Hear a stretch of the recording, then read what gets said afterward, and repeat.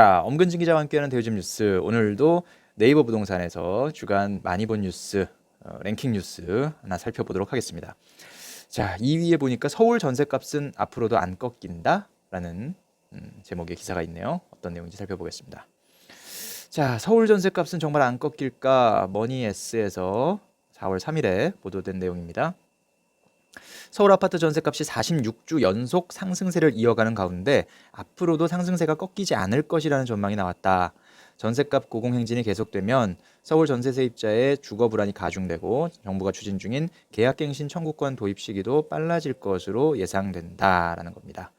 자, 일단 앞으로 과연 서울 아파트 전셋값의 상승세가 꺾일 것이냐, 꺾이지 않을 것이냐. 일단은 최근에 나온 전망이 꺾이지 않을 것이라는 전망이 나왔다고 하네요. 3일 부동산 시장 분석업체 부동산 인포에 따르면 부동산 114의 아파트 전셋값 변동률을 분석한 결과 2019년 5월 첫째 주부터 작년 5월부터 46주 연속 서울 아파트 전셋값이 오르고 있군요. 지난달은 새학기 2주가 2월까지 마무리됐고 또 신종 코로나 바이러스 감염증 코로나19 확산 여파로 올 들어 가장 낮은 상승률을 기록했지만 여전히 상승세를 기록 중이다.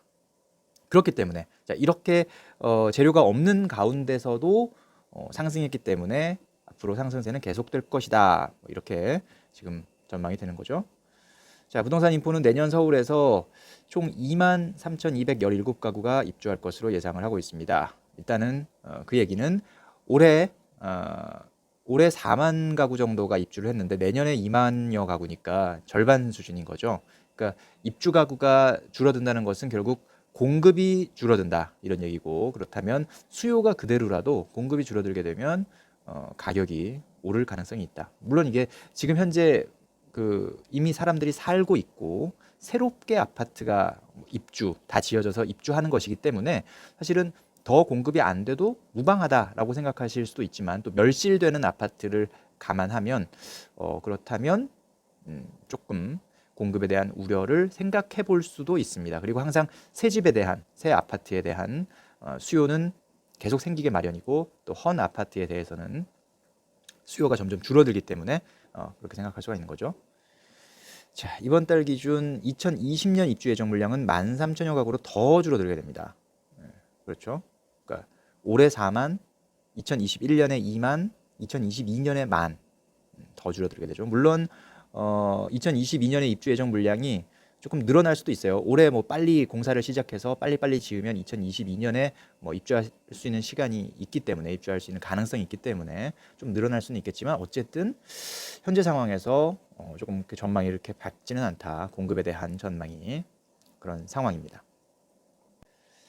자, 그리고 지난해 발표된 1216 부동산 대책도 전셋값 상승에 영향을 미친다라고 이제 보고 있는데요. 이 대책은 시가 9억 원 초과 주택의 담보대출 비율이 20%로 그러니까 규제가 강화된 거죠. 그리고 시가 15억 원 초과 아파트에 주담대는 금지됐습니다. 그러면서 또 전세 대출을 이용한 갭 투자 방지 등으로 분양받았던 아파트를 전세 놓지 못하고 그대로 입주하는 입주민이 늘어난 그 결과가 나오고 있는 것이죠.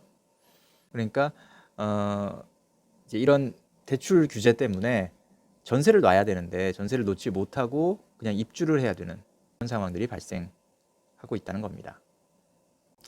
자, 강동구 상일동의 한 중개업소 관계자 말을 들어보니까 2월 입주에 들어간 4천여 가구의 고덕 아르테온의 경우 과거 같으면 전세 물건이 많이 쏟아져야 정상인데 80% 이상이 집주인을 중심으로 입주했다. 상당히 높은 비율이네요. 80%가 집주인이 입주했다. 이는 대출이 문제가 됐거나 아니면 장기보유 특별공제 등 양도세를 줄이려는 목적으로 입주가 많았기 때문이라고 짚었습니다. 네, 그렇죠.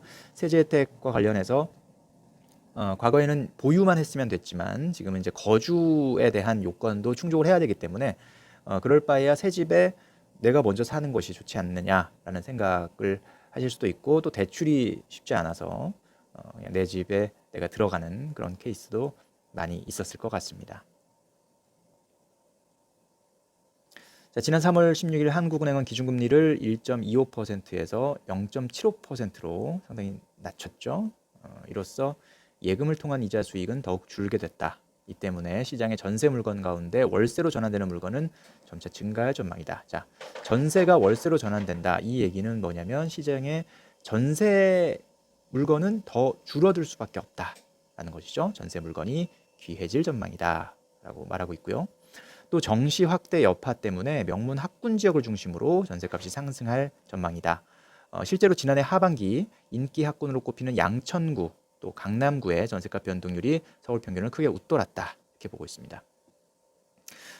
전세 물건이 줄어들면 당연히 서울 전세난이 심화될 수밖에 없고요. 또 1순위 지역 우선 거주 자격이 2년 이상으로 강화됐기 때문에 결국은 거주하려는 세입자로 거주하는 이들이 늘어날 전망이다.